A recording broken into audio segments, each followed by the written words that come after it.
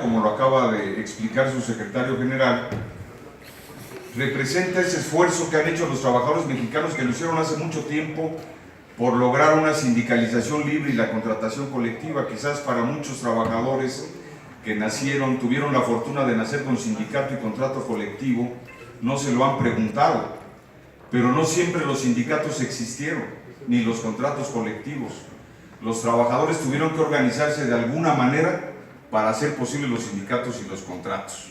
Hay sindicatos de mucha antigüedad que son testimonio de esa historia de organización de los trabajadores, y lo señalo porque la nueva Central de Trabajadores, entre otras cosas, precisamente quiere rescatar aquellas formas de organización obrera que hicieron posible toda una serie de conquistas que hoy están siendo atacadas. De tal manera que además estos 75 años del sindicato de General Tire también son producto de una lucha ejemplar, en primer lugar, de democratización de la vida de un sindicato, pero después, una vez impuesta la voluntad de los trabajadores, de hacer de ese sindicato un sindicato independiente y también un pilar del movimiento sindical independiente de este país. Y por eso los felicitamos, no como un acto conmemorativo, sino realmente los felicitamos por ser un testimonio vivo de esos más de 75 años de lucha independiente y democrática. Felicidades, compañeros de General Tire.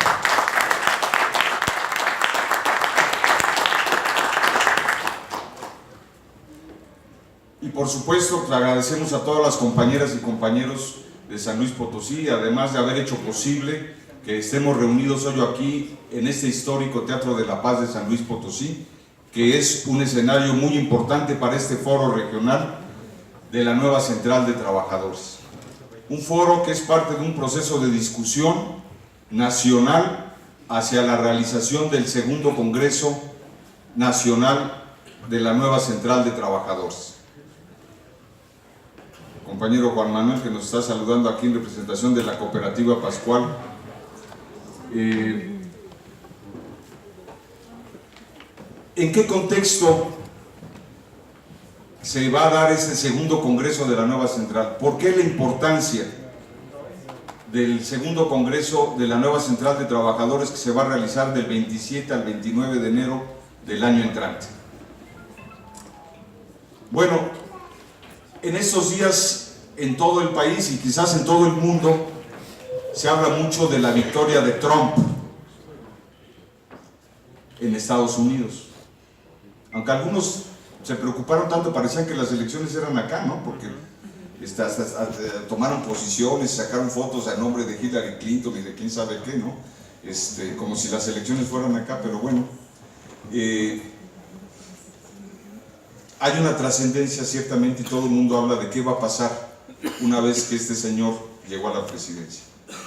Y hay que decir que más allá de las bromas, los memes que andan circulando, porque ya vieron que si van a hacer más grande el muro, porque ya hay muro en la frontera, en realidad, van a hacer más grande el muro, y dicen que hasta como los voladores de Papantla vamos a seguir saltando el muro, y en fin, ¿no? Pero más allá de eso, pues ¿cuál es la importancia, no? ¿Y qué tiene que ver con el Congreso de la nueva Central? Pues fíjense que, en primer lugar, respecto a los grandes intereses del imperio norteamericano, yo creo que las diferencias entre Clinton y Trump no son tantas. Los dos representaban a los grandes poderes del capital. Pero ciertamente, Trump es una expresión extrema de esos intereses, y ciertamente hay un peligro y una amenaza real de que esa ultraderecha, pues sí, casi neonazi, que está llegando, pueda alentar ataques mucho más brutales dentro del propio Estados Unidos y hacia América Latina, comenzando por México. Es cierto, pero yo creo que lo que nos preocupa más a las mexicanas y los mexicanos, o nos debe preocupar más, es no Trump allá en Estados Unidos, sino el hecho de que tiene aliados y socios en México. Porque no fue Enrique Peña Nieto quien invitó a Trump a venir a México, no fue quien le dio de alguna manera un espaldarazo, ahora se las da de que sabía que iba a ganar, entonces invitó al ganador, ¿no? se la quiere dar ahora de muy listo, pero en realidad fue por otros motivos, pero el hecho es, lo preocupante es que hay socios, aliados posibles de Trump en México.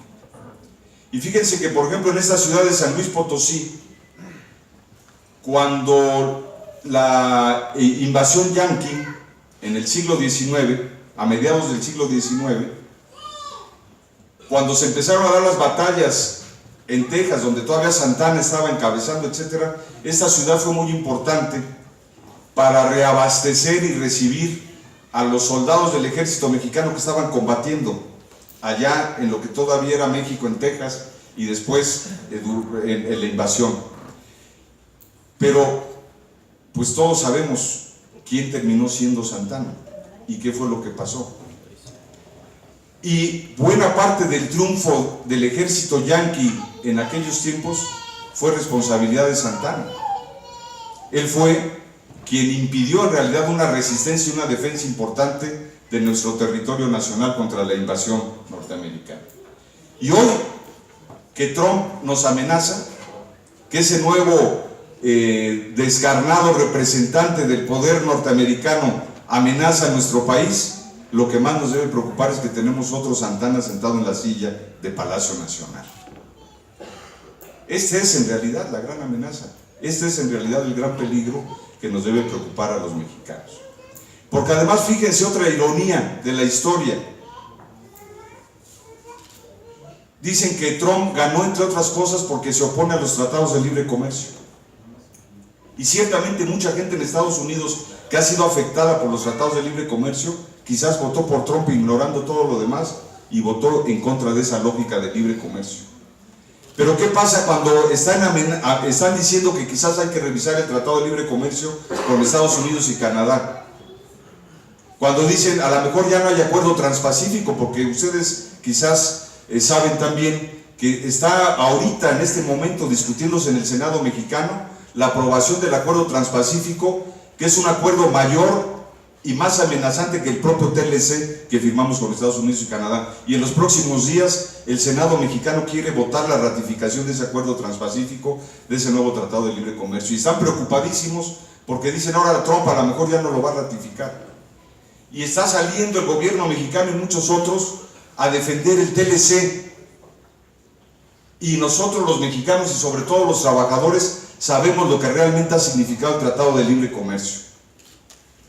Porque hoy además nos repiten las mismas promesas que hicieron en los 90 cuando estaban negociando el TLC con Estados Unidos. Las mismas, exactamente casi con las mismas palabras. Y dice, no, ese acuerdo de libre comercio nos va a traer la prosperidad y va a llevar a México al primer mundo. Y fíjense, después de más de 20 años de TLC con Estados Unidos, ¿dónde está México? En el tercer mundo, en el cuarto, en el quinto, hasta en el inframundo. Y nos prometieron que iba a ser la vía del desarrollo, vía la exportación. ¿Y qué ha pasado con la exportación? Que la exportación que se hace desde México es exportación e importación entre las mismas transnacionales, no de compañías mexicanas.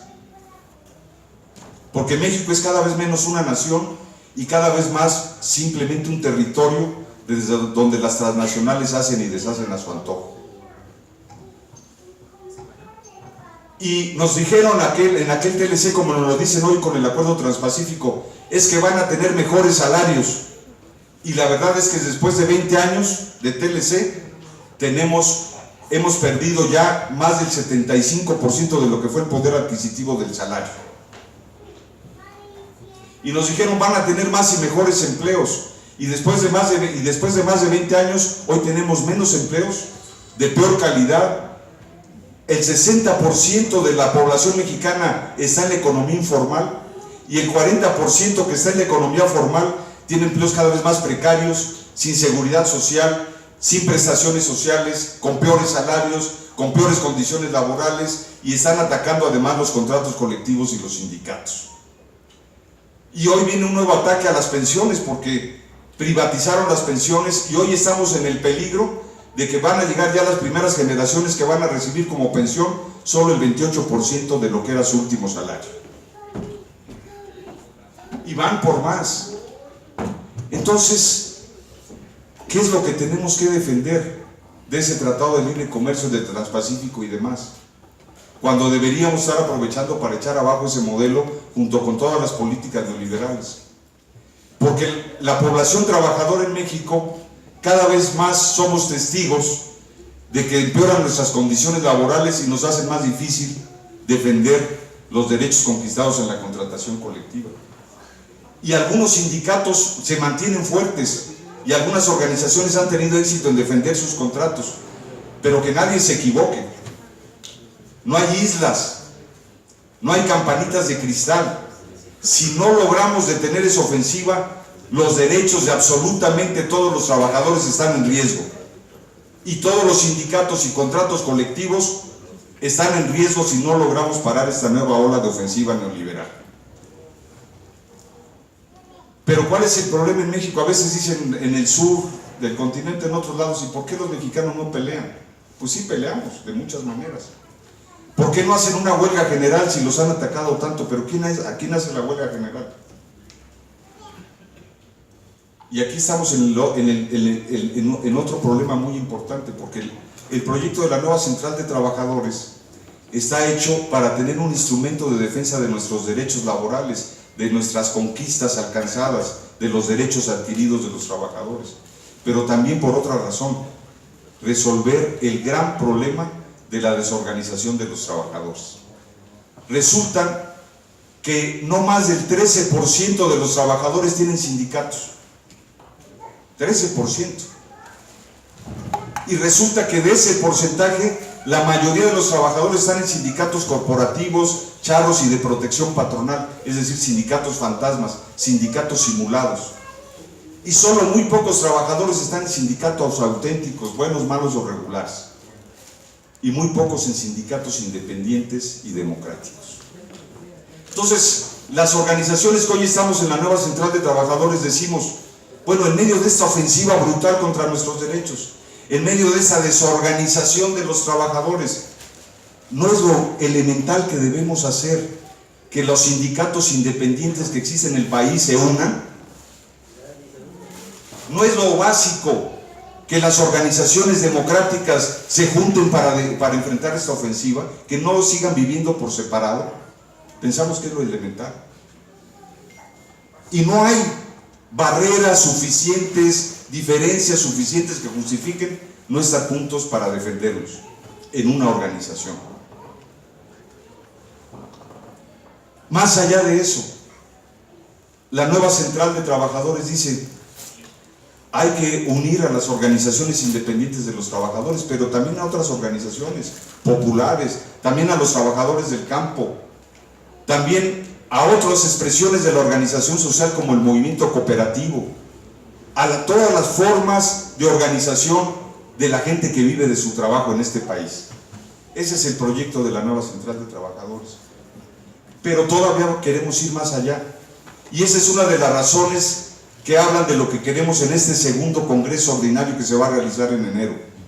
Queremos llegar a ese segundo congreso con más organizaciones independientes unidas en un proyecto de nueva central, con más iniciativas de acción para defender nuestros derechos, pero también para lanzar una nueva campaña que es la de organizar a los no organizados.